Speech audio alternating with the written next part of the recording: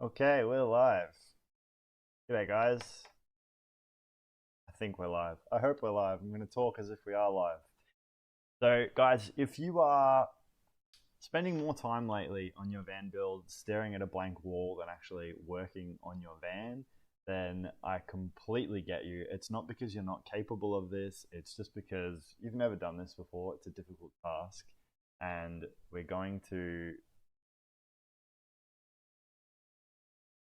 let me just check if I'm infinity mirroring here. I am. Get rid of that. Okay, we're back. So it's a difficult thing, right, to do a van conversion. So it's not because you're incapable or this is going to get the better of you. It's just because you don't have a plan. So in this video, we're going to walk through all of the steps that I've got to do my own van conversions. I've done a few of them now. So I've somewhat of a plan to walk you through.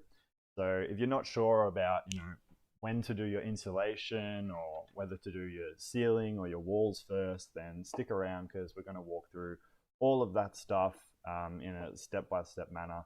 We're going to be addressing a few of your questions, or hopefully all of your questions along the way as well. So there we go. I'm hoping now that this is working. Okay, yeah, I can see we've got the website on the background there.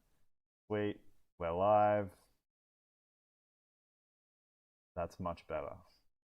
Okay, so to start off with, we've got the first part of any van conversion is the planning and preparation phase. So it's the biggest part of the van conversion. It's the least satisfying because you're not able to actually get in there, get your hands dirty, and start working on things, which is where a lot of the best learning comes from, when you actually can, have the things in front of you to start building and see how it's all actually going to come together. So on one hand, I do caution you to not spend too much time in your head trying to theoretically build everything, but on the other hand, you definitely need to devote a lot of time to researching and making sure that you have a good idea of the concept that you want to build before you start. So that's why planning is the first phase, part one of the van conversion process here. And so the first ones are kind of more relevant if you haven't got your van yet, but we'll quickly run through those anyway, because that's a big part of the process actually. You sort of forget about it once you've done a couple of vans, or if you've got your own van already, then it's easy to forget. But the process of actually choosing which van to settle on and then going out and spending all that money buying a van is absolutely huge in of itself. So it's not something that should be overlooked. So my thoughts on choosing a right van, I mean, obviously there are as many vans out there as there are people looking for them. So you're going to settle on one that's better suited to you than what I can tell you to get. But all I would recommend is that you look at what you want to do with the van, of course, whether you want to go and do adventure kayak fishing, or you want to be a full-time van lifer living in the mountains. The van is going to be required to do a lot of different things in those two situations. So just take careful consideration into what you actually want the van to do, is my advice when choosing your van. With that being said, one of the biggest questions is, do I go with a big van like a Sprinter, something I can stand up in, or a smaller van like a Hi-Ace, which is going to be a little bit more manageable, maybe a bit cheaper as well? And at the end of the day, a lot of people, if you're either one of these people that says, I need to be able to stand up in my van, that's a lot of people, and that's completely fine. If that's you, then you're obviously going to need to look at a larger van like a Sprinter or something like that. If you can manage a smaller van, then the Hi-Aces are absolutely a lot more manageable, not just on the money that you're spending on the van or the money you're spending on the conversion itself, but also in just how you get around day to day, how you conduct yourself in van life, and also critically how easy the conversion is. Doing a smaller build like a Hi-Ace is way more accessible. It's especially if you've got no experience with building, then starting with something like a Hi-Ace is definitely a good idea in that sense as well. But like I said, if you need to stand up, then listen to yourself. Don't try and go against your own intuition, just to save some money or some headache while building. You're just going to have to push through that. Part two is budgeting.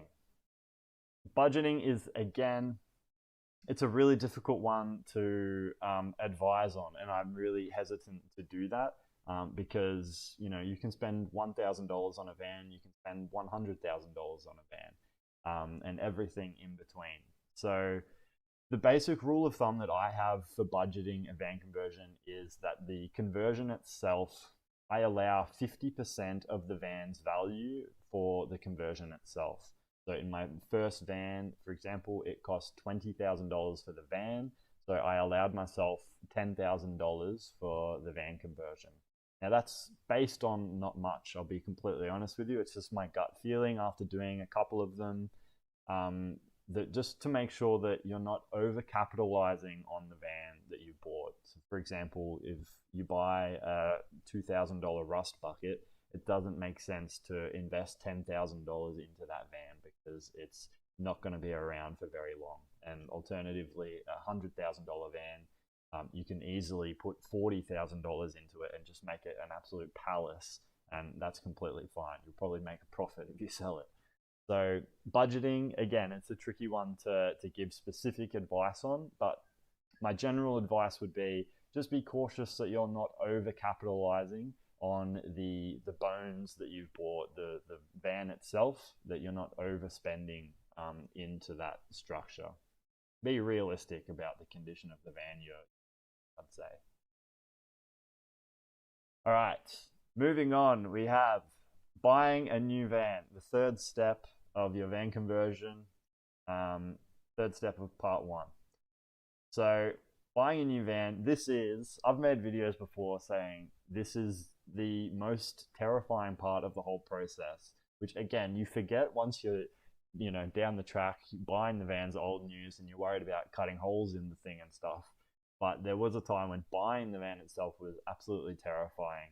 So the way that I approach buying a used van to become a little bit more comfortable with it, basically there's no way around it. You've just got to put in the work. So nobody can tell you, given how quickly used car markets fluctuate, and vans will pop up, vans will be sold. It's just way too much to keep a track of. Nobody can tell you what's a good deal and what's not unless you've got somebody who really knows cars and has their finger on the pulse. And if you do, send them my email, because that is absolutely gold to have those connections.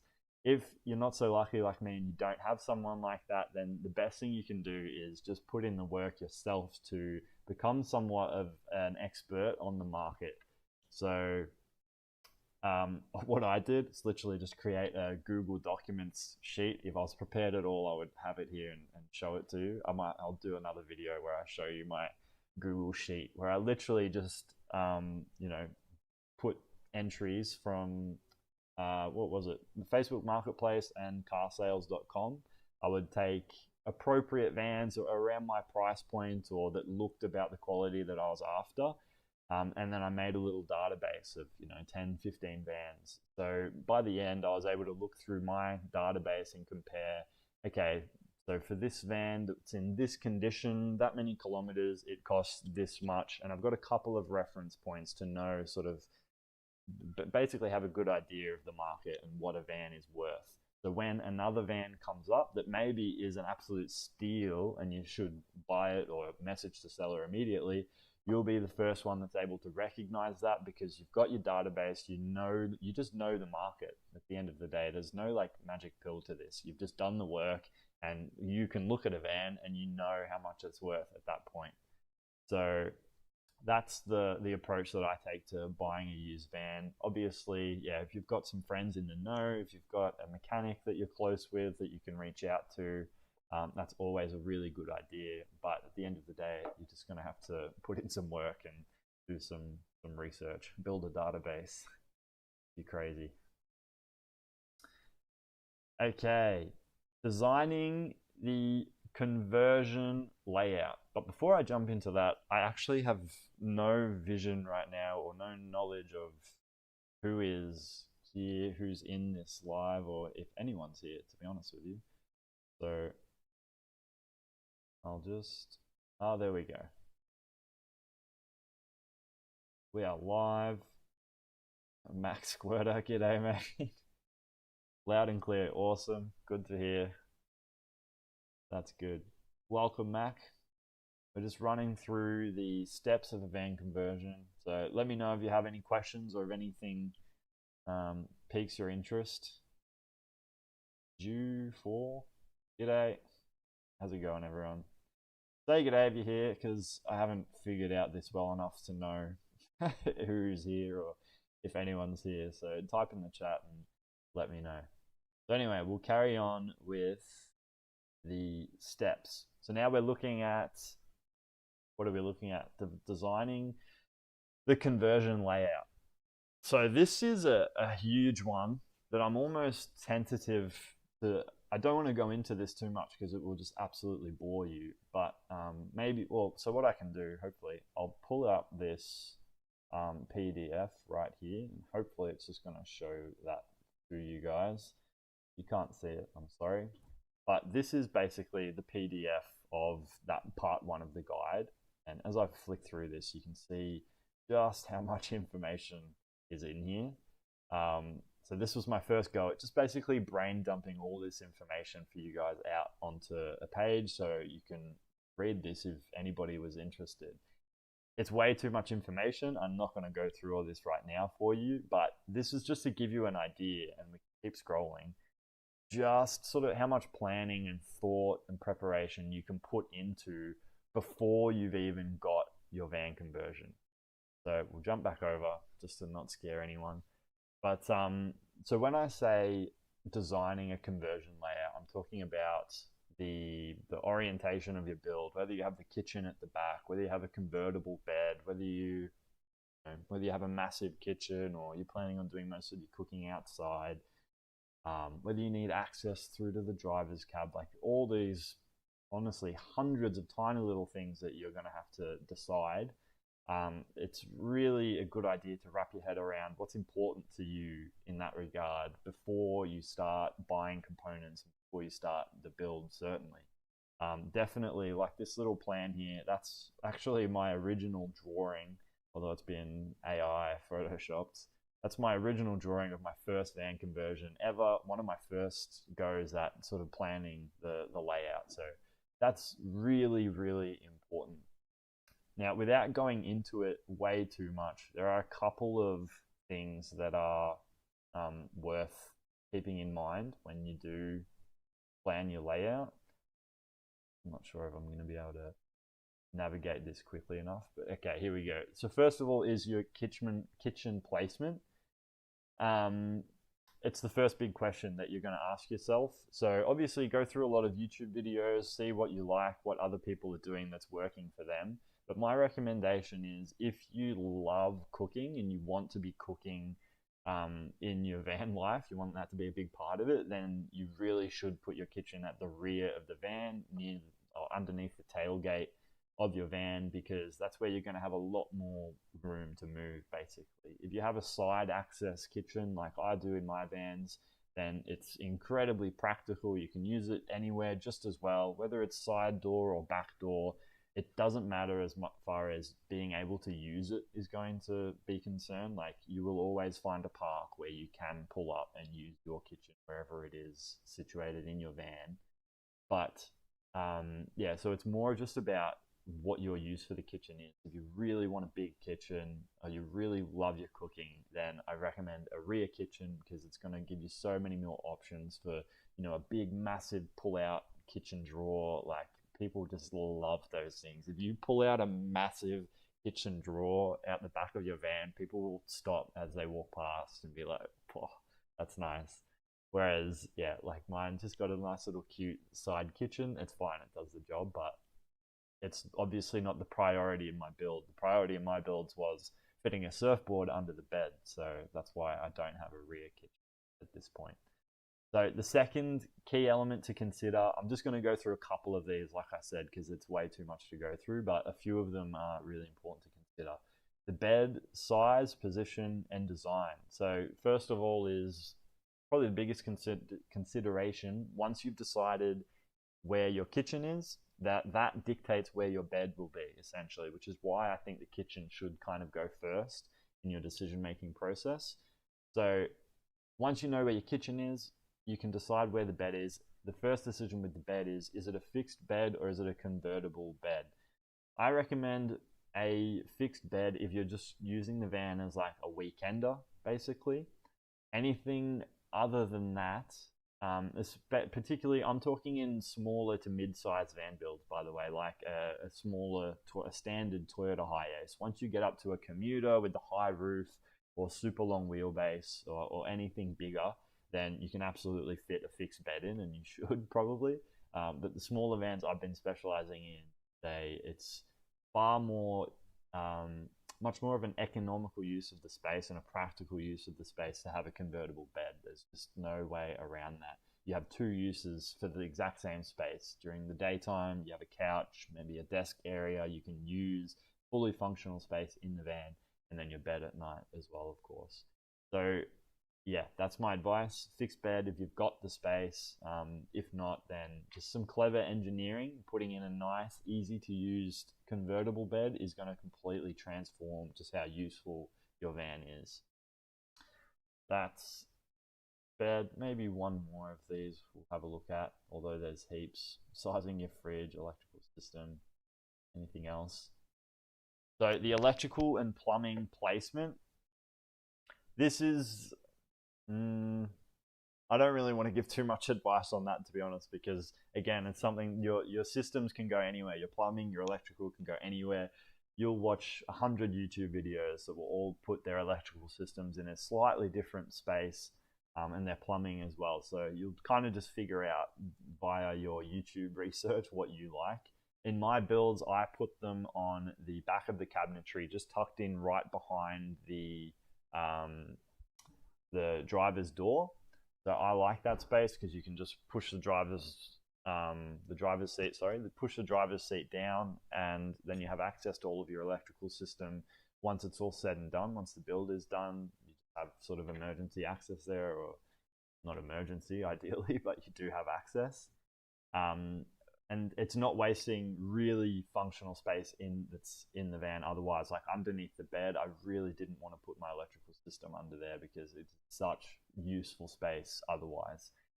So yeah, but a lot of people do that. If you're not super confident with your electrical system and you need to be able to have better access to it, then absolutely give yourself that. Use the space underneath the bed or beside the wheel arches is another really popular one. But yeah, basically just consider that where you want to put those systems, because it should be given priority, and you should know that ahead of time, that you are leaving enough space to fit the system in there that you want to fit as well. So that's designing the conversion layout, looking at a few of the different, I guess, considerations that you should make. Strictly Dan's. G'day, Steve, Mary, James. How's it going, guys? Thanks for saying g'day. And we'll keep on rolling. If you guys have any questions, or let me know for sure, or let me know what part of your build you're up to. Because obviously right now we're going through the pretty early stages of the build, or pre-build really, just the planning. So if you've got any, if you've got a build that you're working on at the moment, then let me know in the comment there, what part of the build you're up to. Maybe we can dive into that a bit more when we get to it. Oh, righty. So the next big step is 12-volt electronics. This is a huge topic. Obviously, it goes without saying. So obviously, I can't run you through how to understand a 12-volt electrical system right now in this video. But I guess my advice for 12-volt electronics in this planning and preparation phase, the reason the reason the 12-volt system is in this planning and preparation phase is because it is a huge topic that you need to start wrapping your head around before you start the build, in my opinion. So there's just so much research that you can do, and learning to be done. So the earlier you sort of dive into that, the better. And so you can really start to become sort of somewhat proficient by the time it comes to the build itself, or when it comes time to hook it all up. And it's also incredibly relevant because you need to know what components you're ordering, essentially. You need to know, can you fit that max air fan that you want to? Do you have enough power for that? Do you have enough power for an inverter? Am I allowing for that 240-volt outlet, or can my system not support that? Just like, yeah, there's a million things, all this 12-volt jargon that we could go into, but you just need to start sort of getting a general understanding of your 12-volt system. It's something I'm going to dive into a lot more in some near future videos, explaining the initial understanding of your 12-volt system, because it's something I'm really passionate about. And I feel like I had, having been where you are, I knew nothing about 12-volt electrical systems when I started my first van conversion. Absolutely nothing. My friend showed me how to use a soldering iron for the first time, and I thought it was the most exciting thing ever. But I came sort of from that point, did a lot of research, watched an unbelievable amount of YouTube, and then built multiple vans, and was even lucky enough to work on 12-volt systems for a caravan company after that.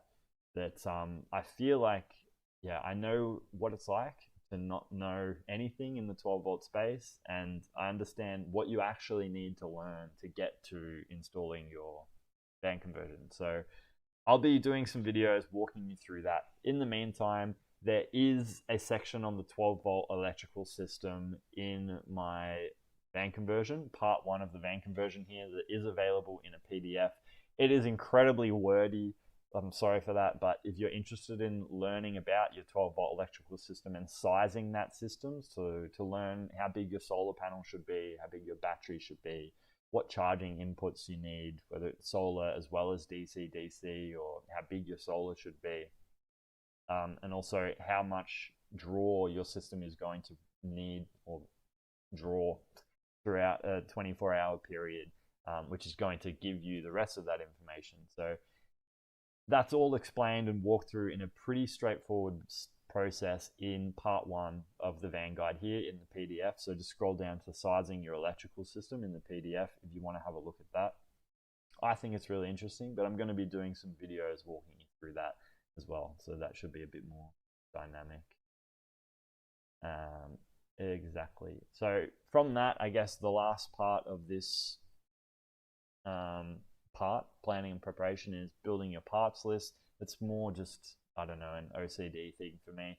Once you've established all of the, the layout, for the most part, you can make some changes and things, but once you know your layout, you know how much room you have for your fridge, for your cooker, you know that if you want a max air fan or not, you know how big your battery should be, so you can start to order all of these parts so that you don't come unstuck later on. Insulation is a huge one. You should order that very early because it's one of the first steps. So don't get caught out. Make sure you order your insulation early, which you can only know if you're diligent enough to put together a parts list for the build that you want to order from. So that's part 1, planning and preparation. Most people that are in here, I'm sure, are past part 1 though, to be honest. So that's good. G'day, Brenton. Hey Jake, thanks for the content. I'm currently adjusting my 12-volt system and the cupboard opposite the convertible table. I'm currently adjusting my 12-volt system and the cupboard opposite the convertible table. Nice. So, Brenton, what are you adjusting in your 12-volt system? But if you're adjusting, then that means you are already at a point where you have built it one time, which is good. So you've already developed a certain degree of understanding, enough to be able to adjust. So that's a win, man. Well done. And working on the cupboard opposite the convertible bed. So if you guys are familiar with my van builds, basically, let me see if I can show you if I have this anywhere. Oof. Probably too much to flick through. Oh, there you go. So multifunctional storage. If you're familiar with my van builds, then you know that I do this little desk area across from the convertible bed to use during the daytime as a desk, and storage as well. And honestly, it is so practical, but it's quite complicated. There's a lot that goes into it as far as like supporting this pull-out convertible bed, having the pull-down desk. So there's a lot to go into it. So good on you for giving that a go and having a crack at that. G'day, Benjamin. Benjamin is in the insulation phase. Nice. I've just realized that this the stream is like quite far behind, I think, possibly. So I might be a bit slow to react to your comments, guys, but I am looking at them. You're in the insulation phase. That's really good. We're about to jump into the insulation phase. I'll give you my thoughts on that and also the important steps that sort of come before and after that as well.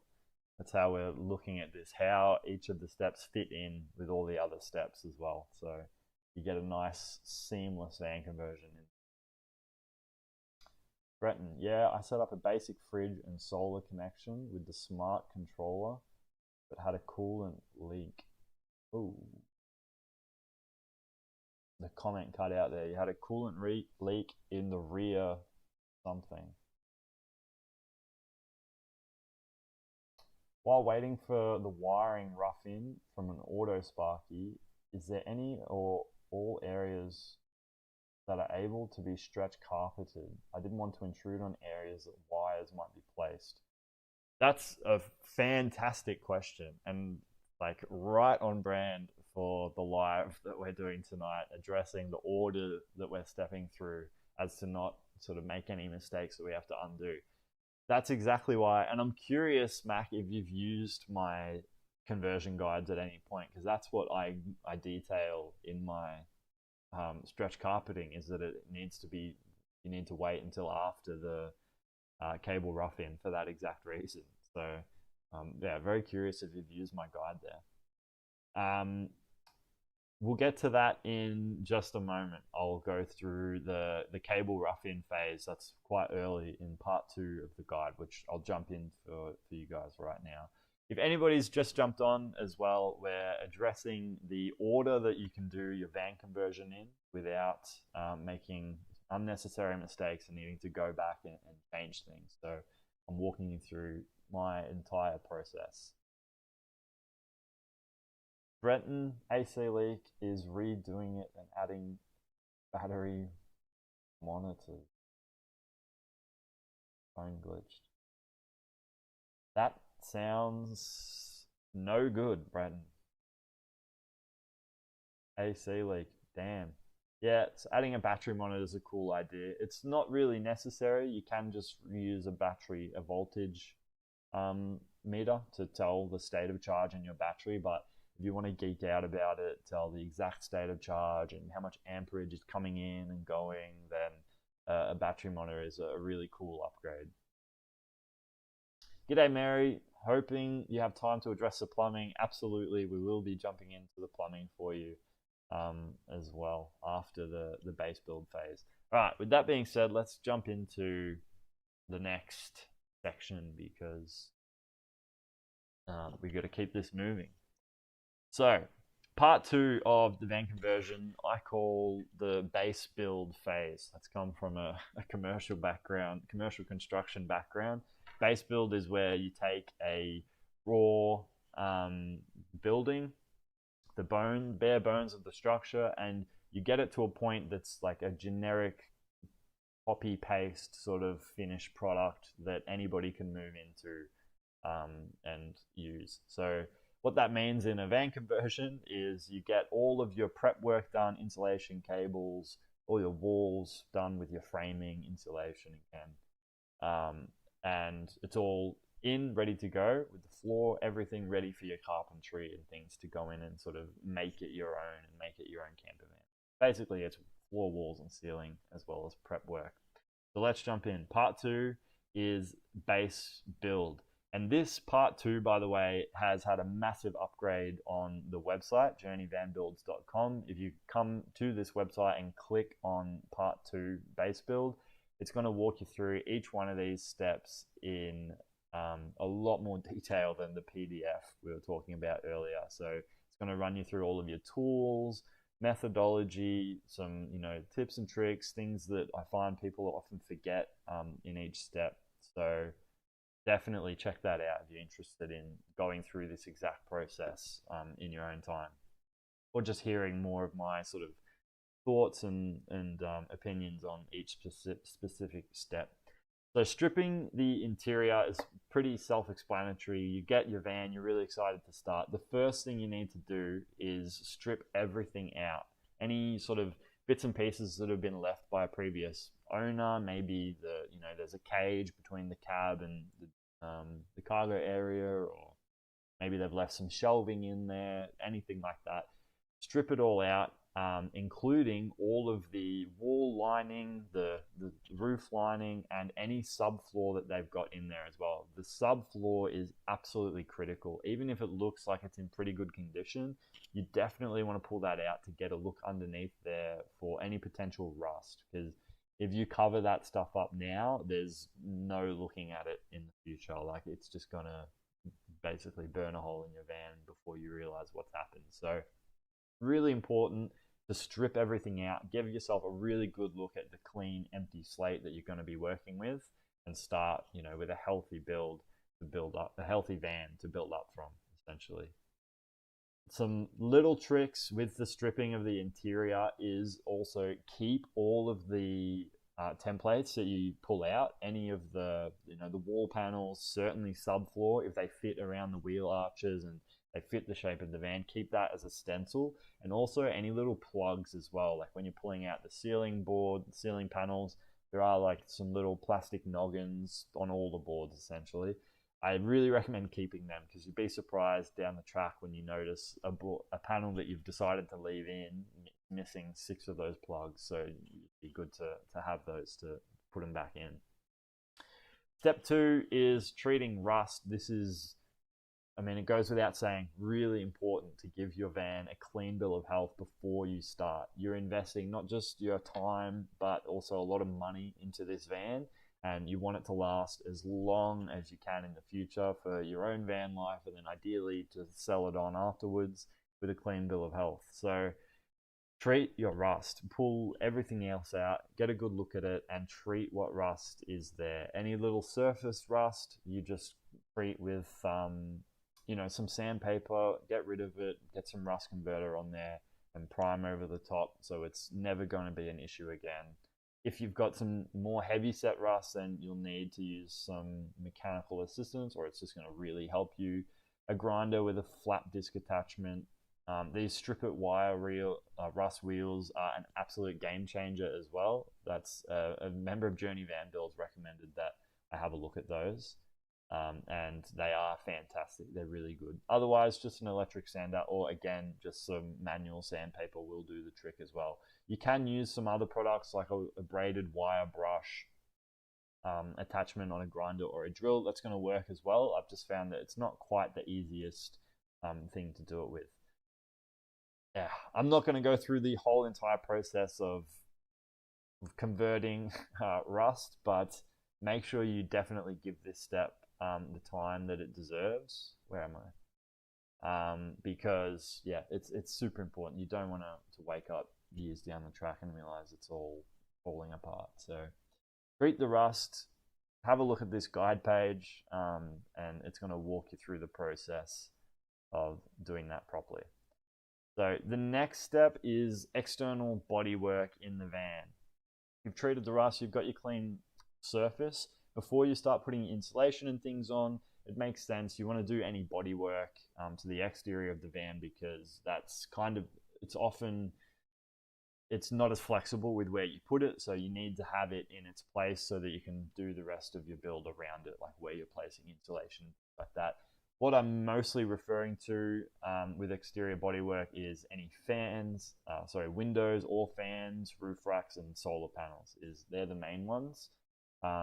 Windows, love windows, especially these campervan windows. They are super practical with built-in fly mesh screens. So if you want some more light in your van, definitely have a look at installing a window like this.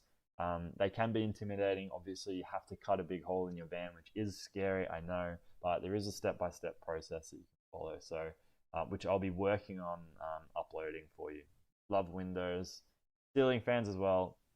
Love ceiling fans as well. So these are all the things that you need to be looking at installing before you get into the van and working on those things. Or it's just my recommendation. Obviously, it's not critical you have your roof racks on before you start doing insulation inside, but these are just all the things outside the van that you should be addressing and can do before you start the rest of your build. Like, for example, your solar panel being mounted to run your cables through the roof inside the van and not having to be poking them through your insulation. It's handy to have your solar panel mounted before you do insulation in that instance. So there you go. Oh, wrong page. I'm just going to keep it on this screen because I think when I'm going into these pages, I'm just like diving in way too deep. And it's gonna become a full 3-hour stream for you guys. Okay. Just checking some comments.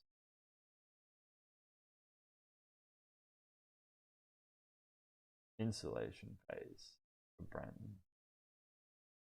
Sorry, Benjamin. Okay, so we're at the subfloor now. Now this is, weirdly enough, it's one of the most common questions I get about van builds in general is the subfloor. Do you insulate under the subfloor? What material do you use for the subfloor? How do you fix it down? Everyone wants to know about subfloors. That's all in there, so you can go check that out. The reason we do the subfloor at this point is primarily just to give you somewhere to kneel while you're working throughout the van. It just makes sense to cover up the floor pan, protect that, and give yourself a nice flat surface that you can work on throughout the van. With that being said, when you're doing the subfloor, you do need to have your insulation in order to know how you're tackling your insulation with the subfloor. So it's kind of which is all addressed in the subfloor, but these two steps, I guess, you kind of have to look at the same time. So, touching on insulation, I'd love to know, Benjamin, what insulation you're going with, how you've found it, if you're using the closed cell foam or what product you're using, and also, how the install's going, if you've got any questions or thoughts on the process. So, installing insulation, it's another one of those topics that's just way too big to break down in a little quick snippet for you. I've actually got a quick video breaking down the 3 main options, which probably brought a lot of you to this channel. It's easily the most popular channel, breaking down closed cell foam, XPS, and natural sheep's wool as the main 3 options. Like I say in that video, it's not a huge concern which of these products or what product you use. You could also use expanding spray foam insulation. You could use cork board. I've heard people using denim board as insulation. There are so many different products you can use. And at the end of the day, most of them, I don't know about denim, I haven't looked into it, but most of them have a thermal quality that's going to insulate your van to a decent standard. It's what's far more important with your insulation than what you are using is, first of all, that you don't get hung up on it and delay your van for 3 weeks. Just make a decision so you can start moving forward.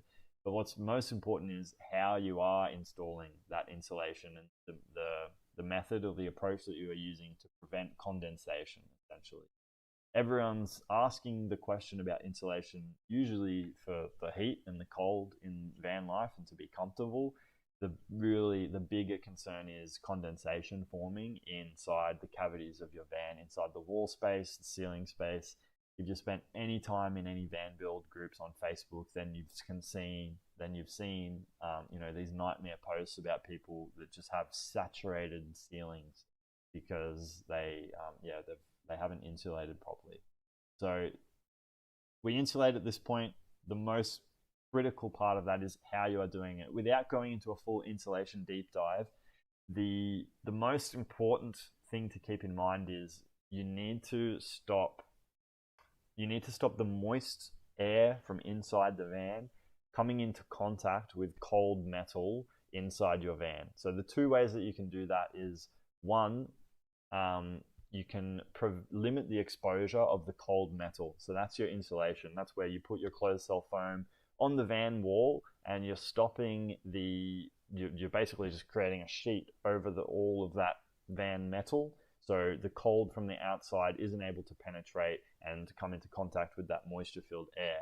The other way to deal with condensation is to remove the moisture-filled air, which is, in my opinion, just as important as your insulation. So basically installing a max air fan to run overnight to keep your breath and the evaporation throughout the night circulating outside of the van. So yeah, look into how you're installing your insulation. Make sure you are stopping as much air as possible from coming into contact with those external walls. But hopefully, Benjamin, if you've got any questions yourself about your insulation, then let us hear them and we'll run through them.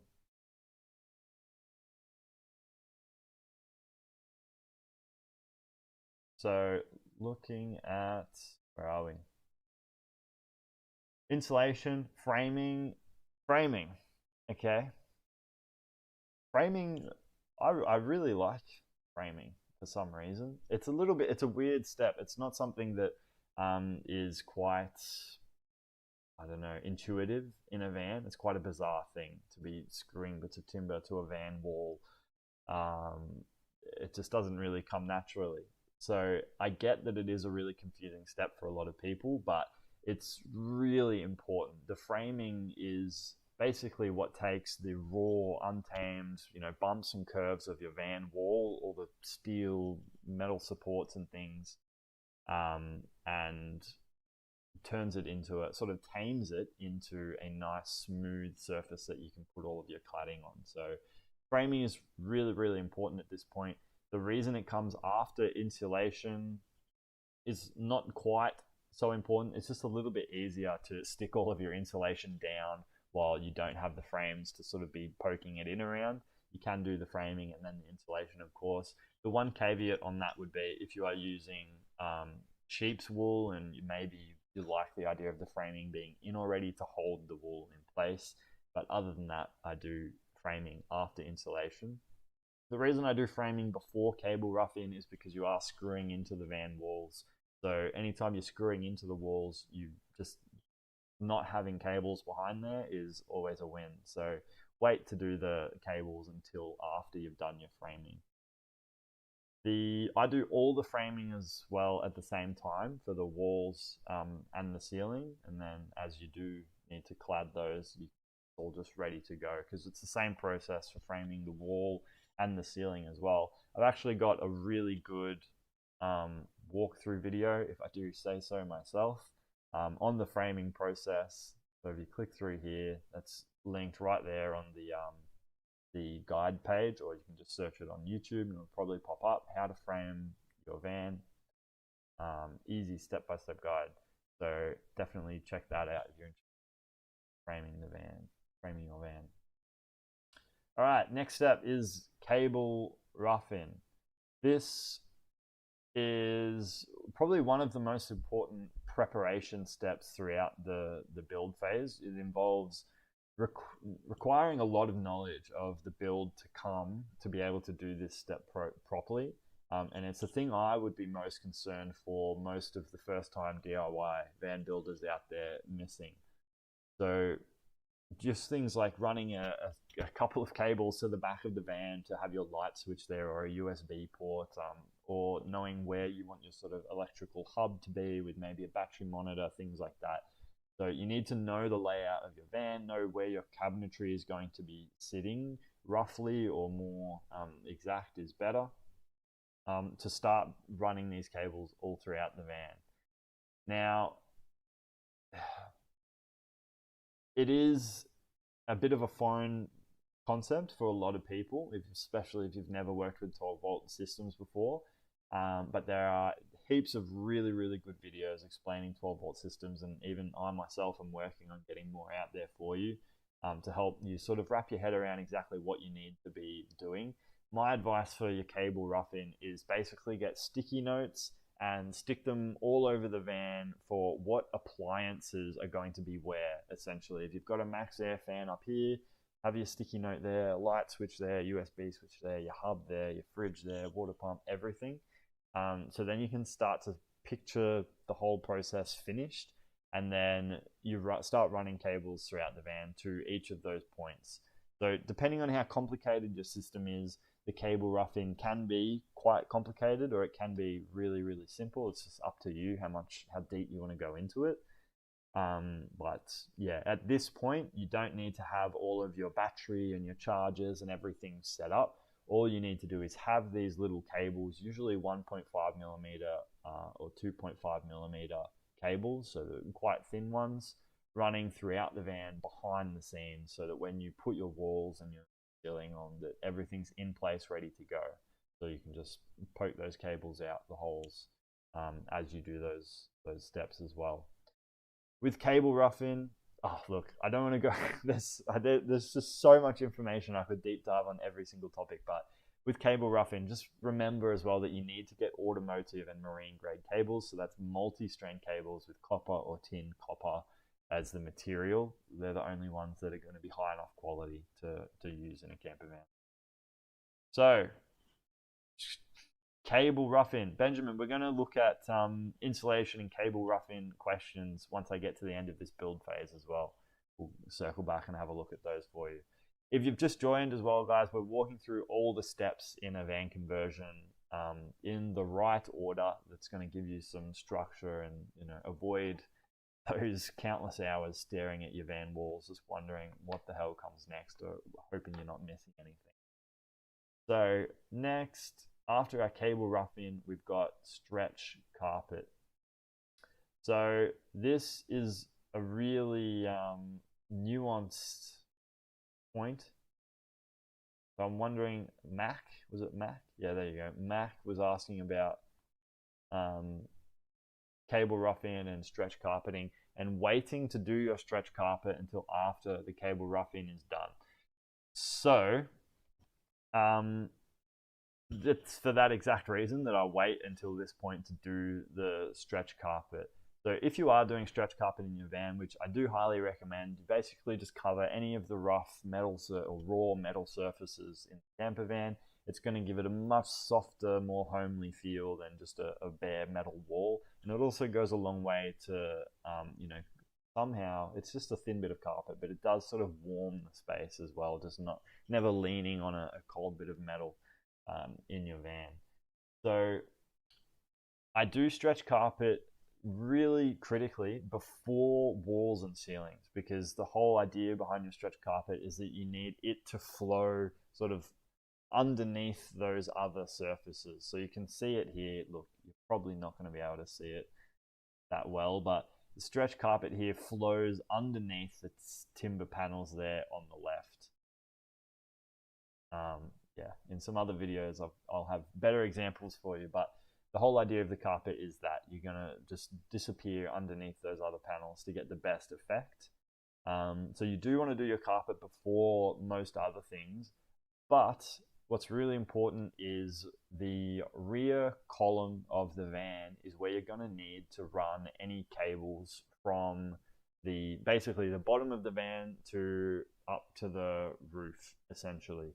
It's just how the high ace walls work, that there's a really big rib at the top So you can't just run a cable anywhere you want up the wall and then over that rib into the ceiling. You can, but it's going to be quite messy. You're going to have to sort of sort of figure out a way to make it not crush the cable. So there is actually a cable path that runs up the column at the rear of the van. So that's where you want to run your cables, particularly for your lighting, your downlights, and your max air fan as well. So if you're carpeting that column, then you need to make sure you are leaving it free to run those cables. So get your cable roughing done and then start tackling your stretch carpet. I love stretch carpet, and I'm going to go into that a little bit more detailed for you guys, as well as answering all your questions in more detail. At the end of this, we'll deep dive into some topics a bit more, but I really like stretch carpet, so we can talk about that more as well. So once you've done your carpet, then you move on to your finished walls. There are so many different ways that you can do this. You can see on the left here, hopefully it's not too small.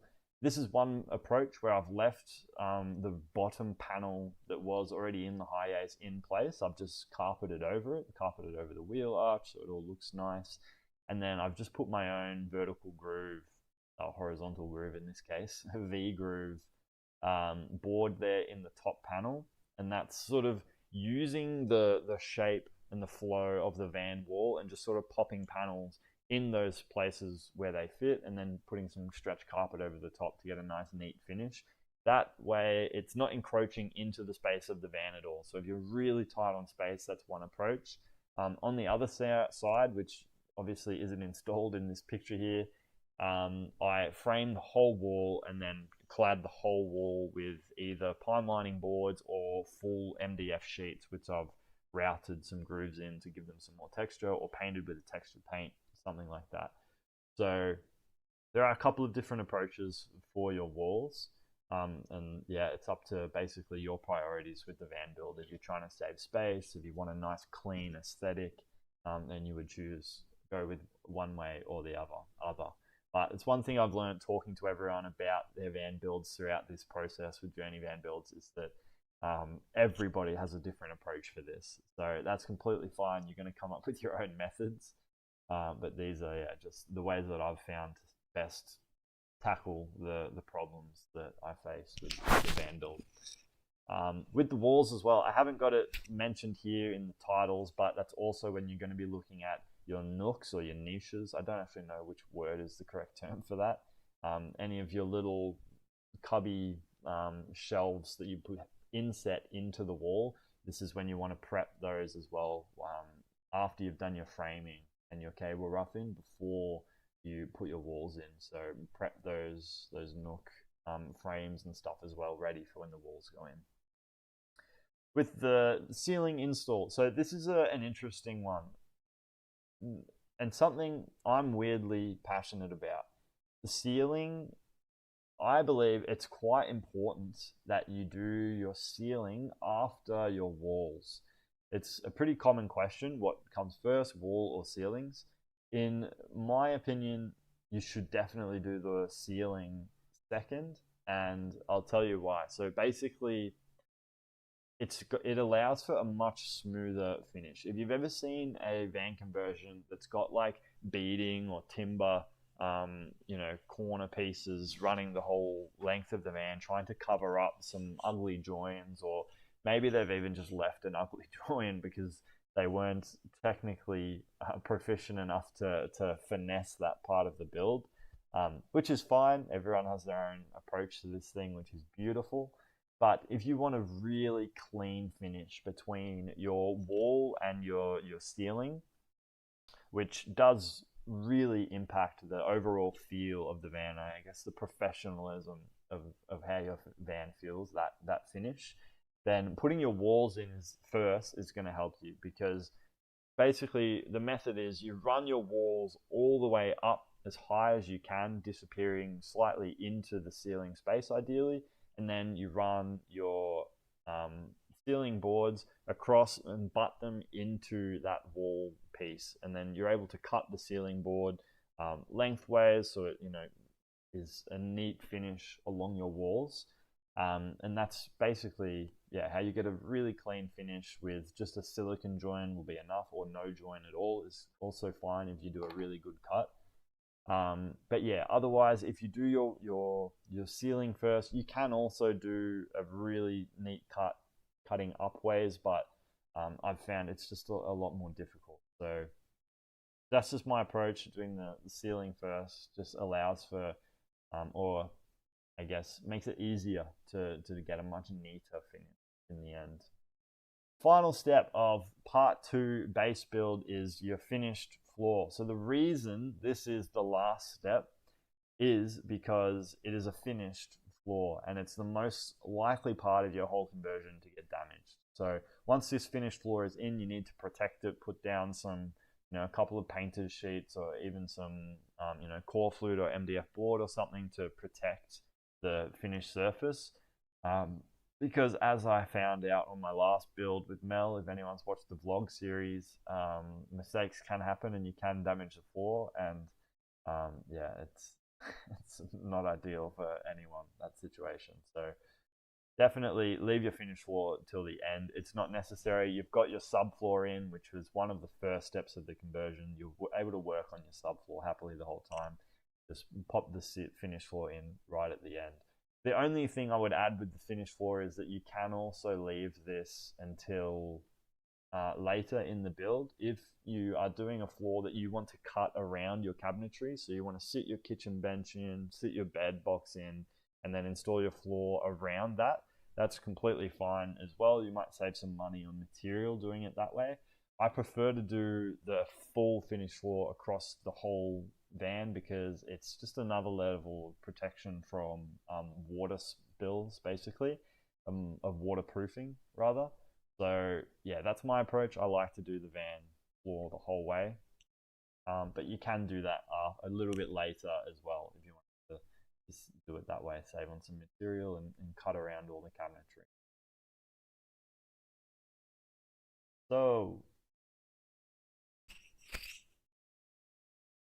g'day guys. Now we'll have a look at some comments. I'm sorry, I've just been monologuing, trying to get through that as quick as I can. But then we'll have a look at some comments, which is good. Sorry if my voice has been too quiet.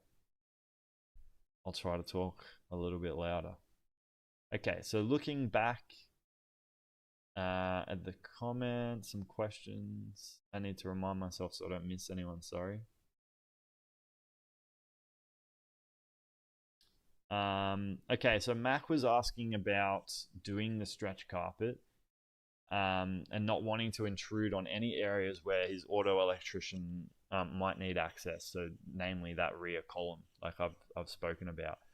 So, I would say you can do a lot of stretch carpeting. Basically, leave one of the sides of the rear column free, but then the whole side of the van that's got the sliding door on it, the passenger side door, you can basically go ahead and stretch carpet all of those, the structural supports or anything you are stretch carpeting, freely there. It's not going to affect your auto electrician. Or that being said, I don't know exactly where your 12-volt electrical hub is, so take that into consideration. But yeah, you should be right to do all that stuff. Like the big, the big metal beam, I don't know what it's called, above the sliding door, the big ugly beam. You can stretch carpet that, all that stuff, and your wheel arches, things like that. There are definitely bits and pieces you can do before the Sparky has a look at it. Mary, we're still going to get to plumbing. Sorry, it is one of the later steps in the process, but we are definitely getting to it if you are sticking around. Do I have any suggestions for securing solar panels onto roof racks? I do. It's hard sitting at my desk here to show you exactly how I do it, but I do have a particular way in doing it, using some angle brackets, which I just buy myself. I don't use the supplied brackets, and I use those to I've distracted myself. I use those to make sure that the solar panel is sitting flush with the top of the roof racks. Just a little OCD thing that I thought of when I was installing my first ones. I didn't want the solar panel to be sitting on top of the roof racks because then it ruined the practical effect of the roof racks. I couldn't put anything on them at all, and I didn't want the roof rack, the sort of the solar panel, to be vulnerable as well, I guess. So you basically get some angle brackets. Ask me in the Journey Van Builds Facebook group, and I'll send you an exact video explaining what I'm talking about. But basically, I put in an angle bracket and then sit the solar panel down onto that, so the top of the solar panel is flush with the top of the roof rack, and that's a really clean way. So you can still put your surfboards and everything across there. So yeah, ask me in the Facebook group though, and I'll give you a better demonstration. Mac is Brett. Okay, nice. Now I'm piecing it together. Yeah, I've looked at all your videos. Awesome, Brett. I may need to revisit the stretch carpet portion in particular. But can I have any start? Can I make a start on any stretch carpet before cable roughing? Yeah, so sorry, that's what I did just address. Definitely do your wheel arches, for example. That's a no-brainer. That's one thing. A lot of people will do a wheel arch box to sort of hide the ugly wheel arch. In a small van, I've found it's like, you just put some stretch carpet over it, and it's never offensive. It's just sort of tucked away there behind your bed or whatever. And just some stretch carpet makes the wheel arches nice and soft, and then you still have that space to sort of put things down beside your bed or whatever you are using that space for. But yeah, so wheel arches, definitely look at the columns above the sliding door, and that side of the van in general, or yeah, away from your 12-volt hub, I would say. Benjamin bought Car Builder's sound deadener, van liner, van seal. In a bit of doubt if it's needed. I had the exact same feeling. And sheep's wool. I also use spray foam around the roof in my Toyota Hiace. Holy crap. That's got to be the best insulated Toyota Hiace on the road. Wow. Okay. So, well, the good thing is using the Car Builders products is they've got some pretty good videos online, like I guess just images showing you the process or the layering, how they recommend using it. Love using the sound deadener. I think that's really important. Obviously, only use 50% or less of the area, otherwise you're wasting your sound deadener. And make sure that you use your sound deadener on the ceiling. It's really big for rain noise overnight, particularly if you park under trees, but that's another story. But yeah, sound deadener on your ceiling panels is really important for rain noise during the night, not just road noise while you're driving. Yeah, obviously I love the Car Builders products. It's what I recommend in that video. That's my most popular video on YouTube. The 10mm van liner self-adhesive closed cell foam is what I use. It's really, really good. I used Van Seal, which is basically the 6mm non-adhesive, just generic, like 6mm generic insulation. I used that as a secondary layer in my first build, and I haven't used it since, to be honest. It just felt like a bit of a fluff. I don't know how effective it was. With that being said, I do use it for my subfloor insulation because I just want something really thin on my subfloor. So yeah. And spray foam insulation, that's fantastic. If I could use spray foam, or I would love for you to send me through a link of where you get your spray foam from, because I'm fascinated by using spray foam. I'd love to look into it, but from what I've seen, it's not so easy to source in Australia, so I haven't been using. Handy Andy surfaces. What about using a 12-volt air conditioner? You've just broken my brain, Andy. I haven't heard of a 12-volt air conditioner. You know what though? You've just jogged my memory. I think a 12-volt air conditioner company just reached out to me a couple of weeks ago, and wanted me to have a look at their products. So that's really funny. I didn't even look into it. I didn't know it was a thing. 12-volt air conditioner. Well, now if it's popping up and you're asking me about it, maybe I should look into it and find out. Particularly up here, like I'm in southeast Queensland, Sunshine Coast, Brisbane. In summer, it is brutal in the van up here. So I love my Max Air fan, but yeah, a little 12-volt air conditioner could be huge. T-Mock, I'm sorry, I'm trying to fix my voice. I don't know why it's not loud. But to be honest, I'm not technically proficient enough at this yet to just make a change on the fly. So this is what we're stuck with. Ditto's making another drink. Love that. T-Mock, I've been thinking about a 12-volt air conditioner too. There you go. I'm gonna get a country mod. Okay, I'll have to look into this brand that reached out to me, or look into what some of the best 12-volt air conditioners are. Maybe they're sort of the next big thing that I need to look into. My only question would be, so are these 12-volt systems, are they... Oh, I'm getting distracted. I got the stream on here next to me. Are these 12-volt systems, are they plugging into your 12-volt, like your leisure battery, this 12-volt air conditioner, or is it a self-sustaining thing that you just plug in with a USB-C to charge or to run? How do they actually work? I'll have to do my own research, but yeah, it's interesting. A few of you have been looking into those. Country mod, I'll have to look into that one. Strictly Dan, can a 12-volt system run an air fryer? Yes, absolutely it can.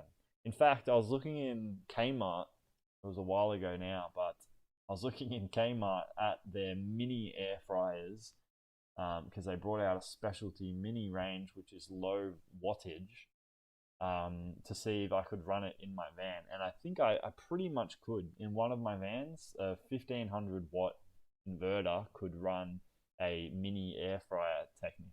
So if your system was big enough to house or to run a 2000 watt inverter, then I reckon you could run an air fryer quite comfortably.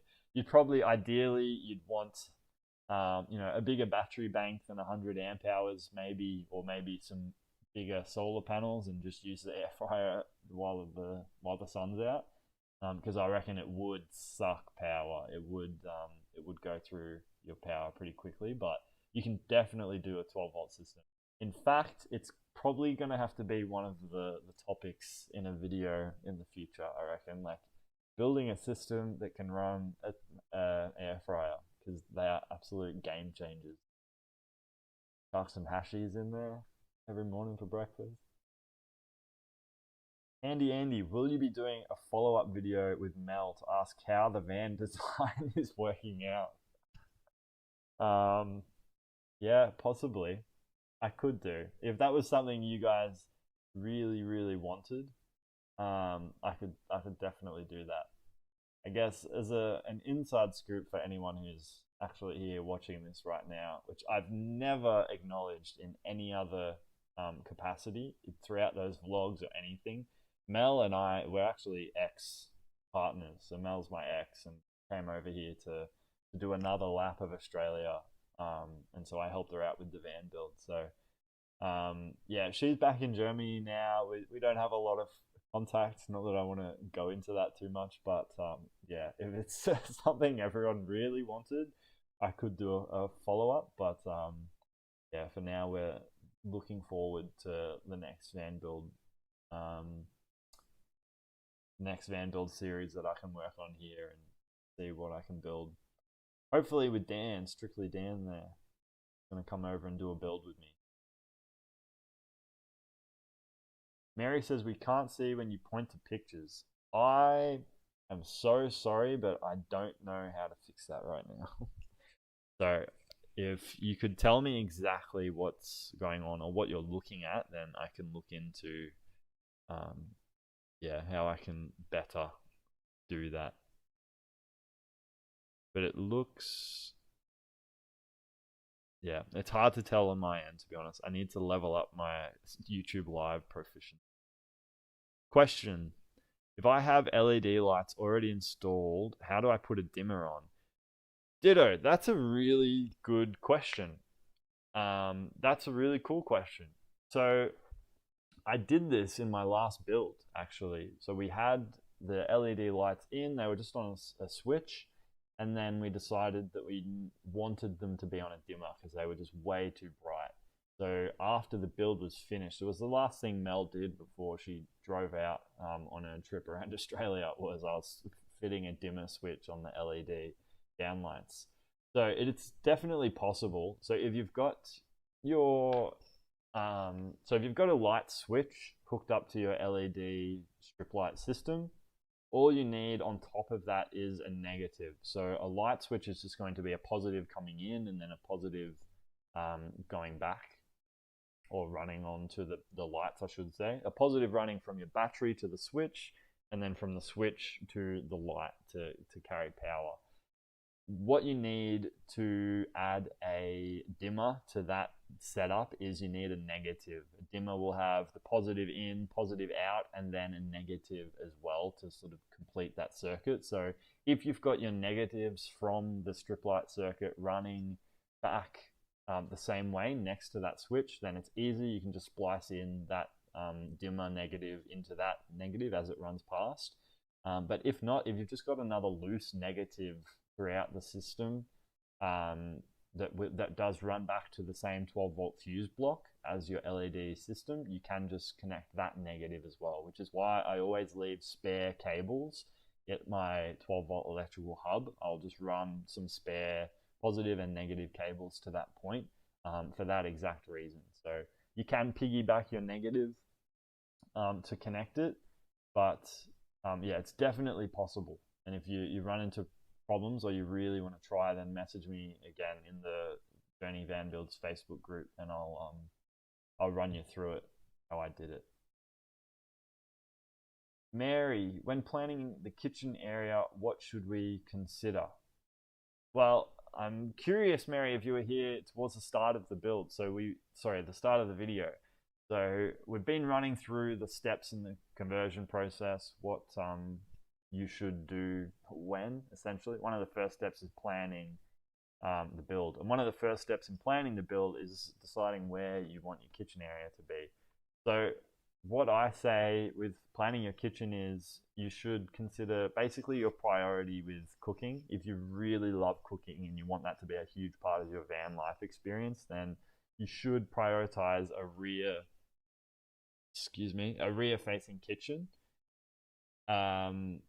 That's if you've got a smaller van, like a high ace or something that you're not going to be standing up in. If you're standing up, then of course you'll have your kitchen inside the van, probably at the sliding door, so you can look out at the beach while you're cooking at sunset.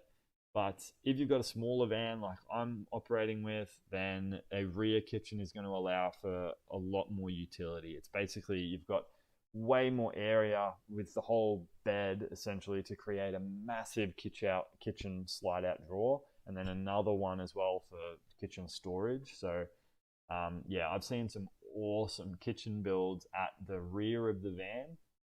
If you're not like super focused on the cooking and you want to prioritize something else like storage under your bed, like I have, for example, then you can put the kitchen at the side door, and it's going to be just as useful as far as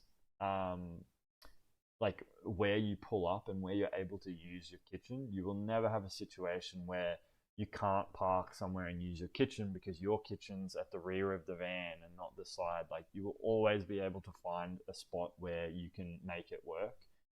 So I honestly wouldn't even take that into consideration.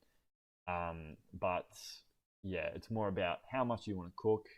If it's a lot, use a rear kitchen. If not, then you can maybe use the rest of the van a little better by doing a side door kitchen. And with that being said, definitely make sure you do your kitchen on the safe side, the passenger side door of the van. If you've got two sliding doors, then the driver's side door should always just be closed. The safe side, passenger side, is where you'll be building everything out of in that case. We'll be making more videos especially showing the best joinery for cabinets. Um, I'll show you my joinery for cabinets, Andy. I find there are a million different YouTubers out there that can do really incredible joinery. And so I sort of want to stay in my lane a little bit. I'm not trying to convince anyone that I'm, you know, the absolute expert at all of this. Um, so I sort of need to, yeah, draw the line somewhere. I would say I can certainly do some nice cabinetry, and I can do, or I can problem solve in a way that I can make nice cabinetry fit into a really unique situation in a van build. So that's worked really well for me. But as far as like just showing you the best pull out drawer system and so on, I would sort of be more comfortable leaving to, the super, um, what are they, carpentry enthusiasts and so on.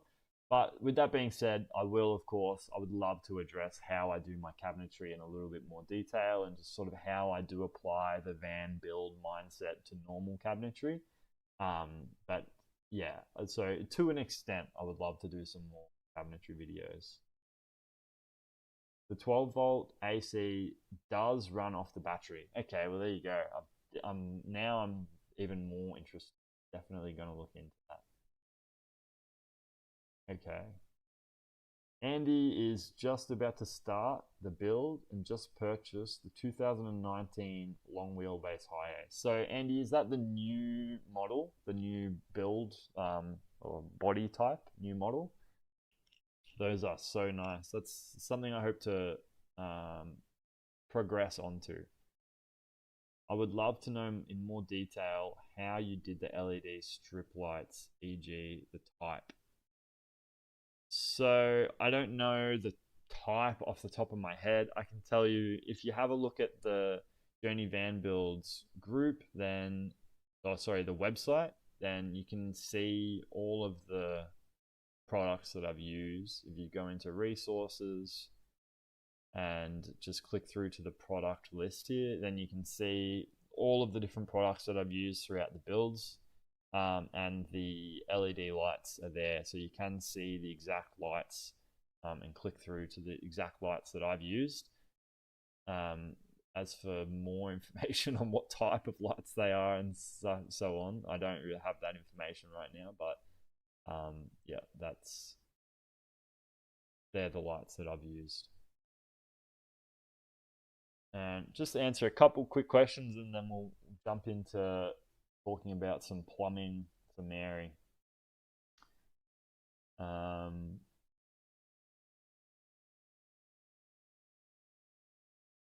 Is there a market for second-hand cargo barriers and the AC partition, as I've got one recently removed? Yeah, not to my knowledge, Andy. I'm quite sure, to be honest, that they get pulled out all the time. I haven't looked into it at all, to be honest. I've pulled some out in my builds and I've just ended up throwing them away because I've just assumed that they're, um, a dime a dozen. I haven't looked into it at all though, so there could be a market for them for sure. Maybe ask some wreckers if you can sell them back a part that you're not using. But yeah, you'd have to search Facebook Marketplace for that one. Yes, the new model. They are absolutely beautiful. They're so big, so much wider, taller even than the models that I'm working with at the moment.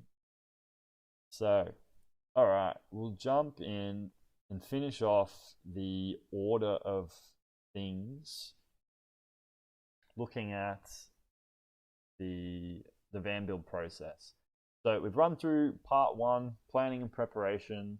This is the bottom of the iceberg. You're doing so much work here. I actually wrote down a quote for this that I liked. What is it? A quote from Abraham Lincoln. He says, "Give me 6 hours to chop down a tree, and I'll spend the first four sharpening the axe." That's the motto I really like for planning and preparation of your van build. So spend far more time, a disproportionate amount of time planning and preparing, and the rest of the build is going to go so much smoother for you. So that's the approach that I would recommend.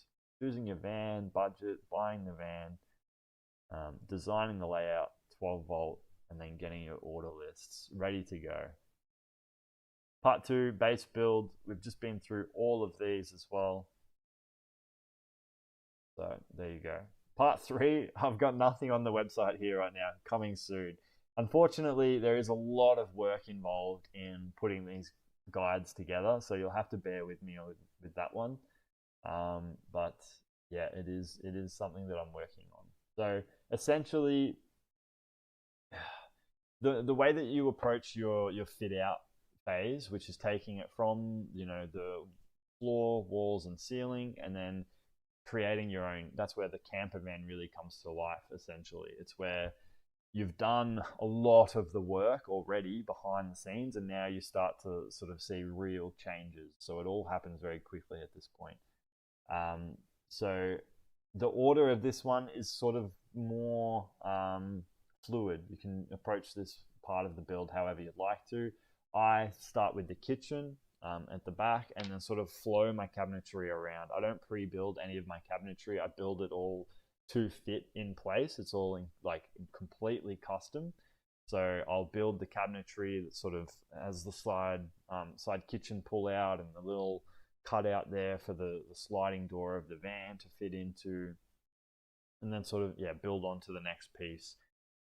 In the middle of that cabinetry there is where I house all of my plumbing. So at that point, before I finish the rest of my cabinetry, I will usually tackle the plumbing because it is the bane of my existence. So I want to get onto that as early as possible, essentially. So right now, I'm going to look at a couple of questions that we had in the Journey Van Builds Facebook group today, because the fit out section, it can just splinter off into a million different directions the way you want to go. So I'd rather spend some time looking into plumbing and doing a bit more of a dive, answering some questions on that. So Mary in the group had a few questions. With plumbing, what fittings do you use to connect the pump from the water tank to the two taps, and the best way to stop leaks? So the biggest problem with plumbing, particularly camper van plumbing, is that there is no one system that you're going to be able to use that will be able to service your whole van. So basically, coming from your freshwater tank, you're going to need to have some barbed fittings, which will house what are they called?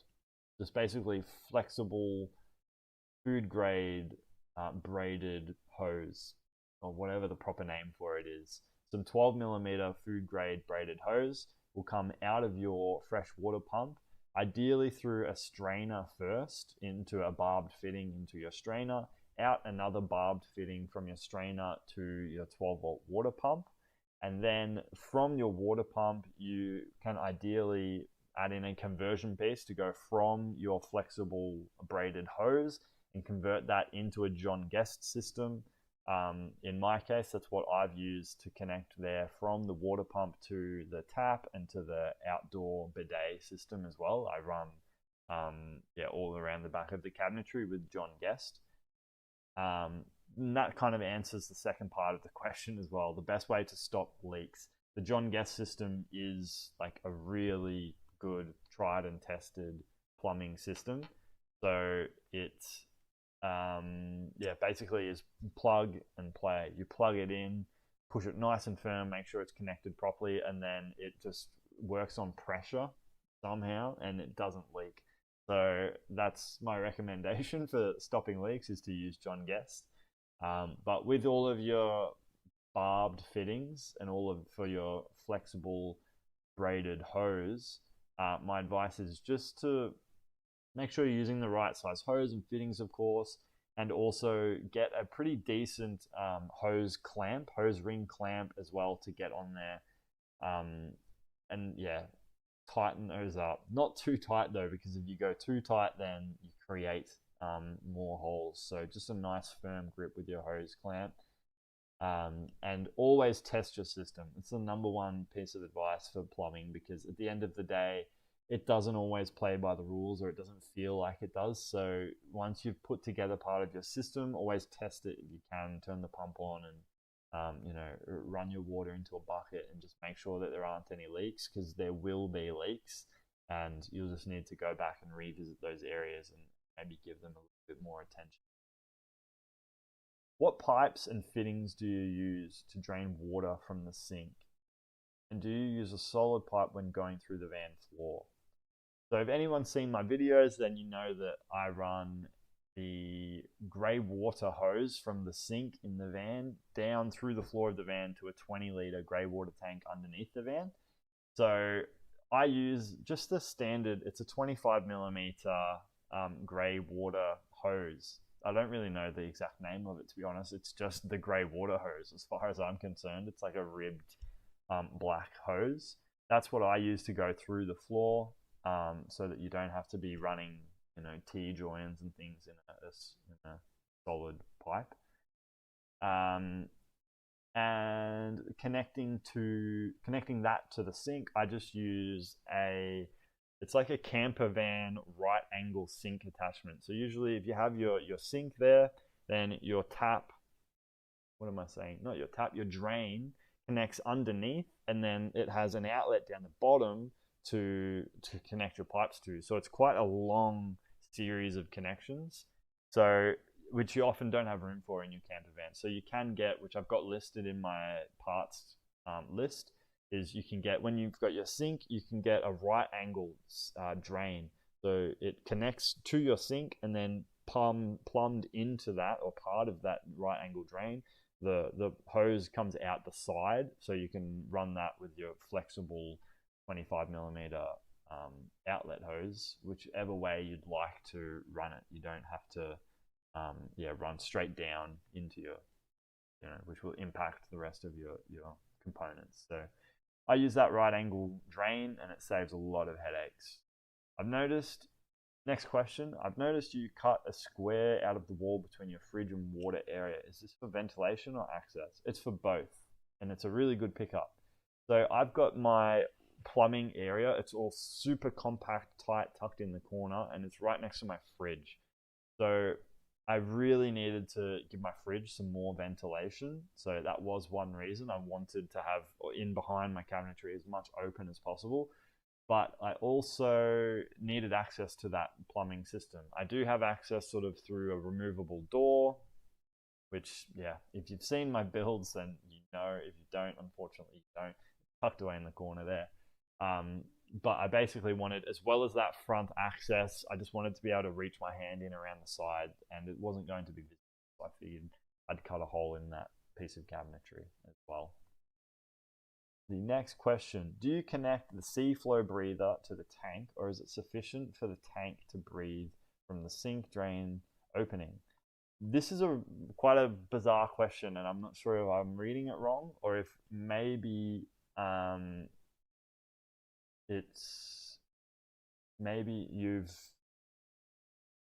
you're not understanding the connection with the C-flow water outlet, or the two different breather tubes. I'm not sure, but basically, since you're referencing the C-flow breather in particular, Mary, the C-flow breather, which comes from the fresh water inlet from the side of the van, if that's the one you're referring to, that's the one I'm talking about. It allows a breather from your fresh water tank, so the top of your fresh water tank, just a little 10 on 12mm tube, up to your freshwater inlet, just so as you're filling up your freshwater tank, the air has somewhere to escape. That's really important, that's a direct connection. You've got your inlet coming into the tank, and then a C-flow little breather hose running out of the tank. Otherwise, there's just going to be a pressure buildup, and you won't be able to fill up your tank, or it'll be incredibly slow. With that being said, you do also need a breather on your grey water, which is a separate tank, so it's a separate breather hose. And the sink drain opening is not enough. You'll need to include an S-bend from your sink drain. You've used your flexible 25mm hose in that flexible 25mm hose, at some point you need to include an S-bend or like a little loop-de-loop to trap some water in that S-bend to stop the smell of your grey water tank coming back up through the sink. So you will, in doing that properly and including your S-bend, the air won't be able to escape from the system properly. So you need to include in the grey water tank down underneath your van a little air hose as well, just to let some air out underneath the van. What do people tend to overlook with plumbing is the next question. Oof, that's a tough one. That's a tough one to answer. What do people tend to overlook with plumbing? Plumbing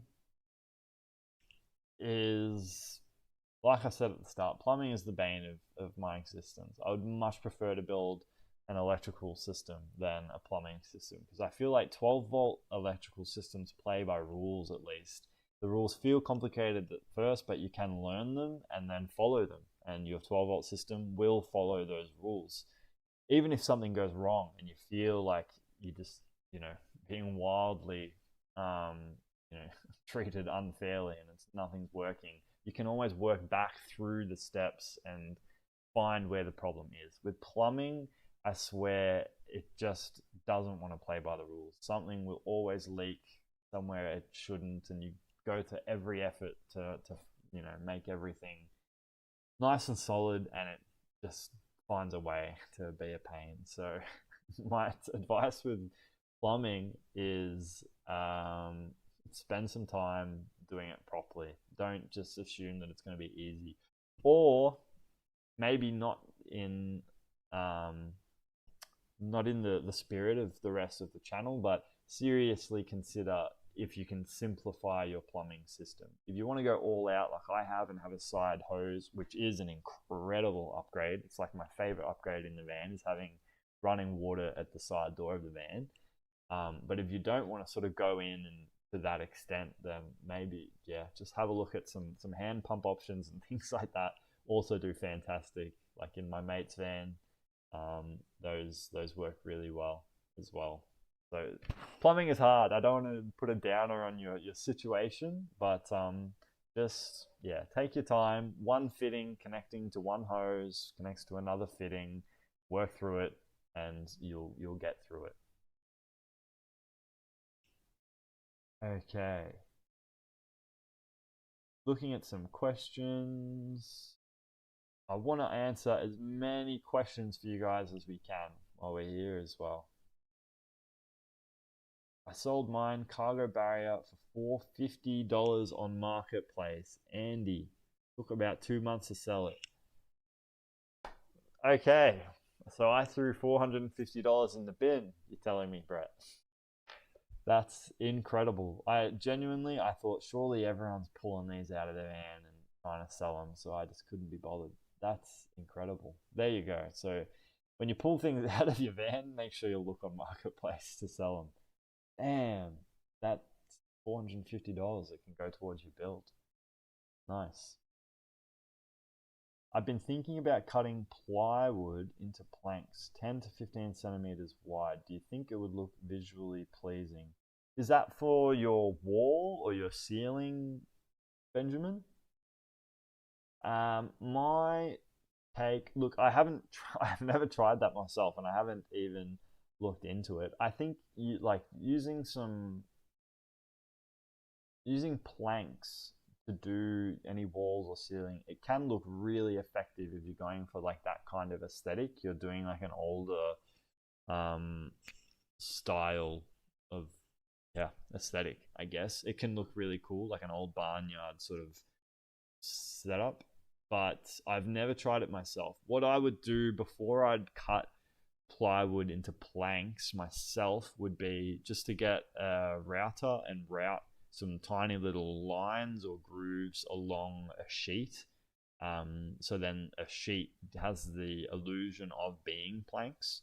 That's what I do. It's what I did on my primary build I have here. So that's the way I approach it. I haven't tried cutting my own planks, to be honest. I'm not sure how it would look. I'm sure it would take a lot of effort though to make sure that they come up all right. Like sanding down the edges and stuff like that would be pretty important, I imagine. So, ditto, ditto did both, but I'm not sure what exactly. Andy, Jake, have you enjoyed van life? I loved van life, and it's something I could get into and probably do a whole live stream on in of itself. My experience doing van life. My first experience with van life was traveling Europe in the first van I built, which just absolutely broke my brain, changed my life, and sort of set me on the trajectory that I'm on now. It brought me here to be talking to you guys about vans 6 years later. So that should tell you something about how much I loved that van life experience. That was a traveling van life experience. But then coming back to Australia, I also did live in my van for like 18 months or something. After my first build, I was working full time in a warehouse, just up on the coast, and then knocking off and driving in my van down to the beach and surfing and running and just living at the beach essentially. It's glorified homelessness, make no mistake about it, but there are so many beautiful things about van life that I absolutely loved. It brings you in touch with yourself in so many ways. You just have to be more present and aware of things that are important to you, and yeah, it forces you to prioritize and really sort of set yourself straight in a weird way. So there are a lot of fairy tale van life stories out there that maybe aren't so realistic for everybody to achieve, or it's not the van life that most people are actually going to be moving into. A lot of people that I speak to are moving into van life because they don't have another option, or they're really stressed financially. So these people are probably not going to be traveling around Australia making travel vlogs. But equally, having worked in one place, hard, hot warehouse work, I would walk out of that place every day and just be like, I would feel completely uplifted and free to go to be back in my van, to head down to the beach, to just to be out.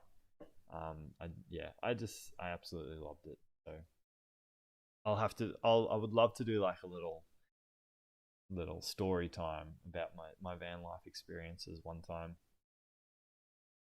Did I find a better sink and tap yet? Um, Not really. Well, no, that's a lie. I did. So the sink setup, we made a huge improvement on Mel's van build when we decided to do. Where am I? We made a huge improvement when we decided to put an overbench sink on the bench, just sitting on the bench. Sorry, I got distracted by my back end things. Um, yeah, so my van, the sink was sitting down into the bench, and it sort of took up a lot of space underneath the bench. But because it was tucked over in the back of the corner of the van, it didn't really make a difference if it was sitting up on the bench, sort of taking that bench space. It didn't matter in the end, and it saved a lot of space underneath, which was really crucial to fitting the whole plumbing system in there. So, as far as a better sink and tap setup, I would just recommend really considering an above bench sink if you can. And as far as taps are concerned, it may be annoying that they're a little bit more expensive, but I would lean towards just using a standard household tap these days. All of the campervan taps are incredibly ugly, so I definitely wouldn't. I don't love those myself. If you're not, so concerned about the aesthetic and you're just happy with a little silver tap, then that's completely fine as well. But the above bench sink and just a household tap is was the go-to with Mel's build, and it was a much better solution than in my builds. So yeah, that's going to be it, guys. We'll wrap it up there. Thanks for hanging out. Thanks for chatting. Thanks for asking your questions. Definitely check out the Journey Van Builds Facebook page and the website as well if you're interested in any of the resources that we were looking at throughout the stream tonight. And yeah, come and hang out next time. Sorry, I'm getting distracted by my back end stuff again. So yeah, thank you so much for being here, guys. I hope you learned something about the structure of your build, the steps that you need to go through to have a nice, straightforward build experience. Avoid overthinking things too much. But if you are ever overthinking too much, then definitely jump on the group, send me a message, put out a post, ask some questions, and we'll try and get you moving in the right direction. So thanks again, guys, for being here. I'll catch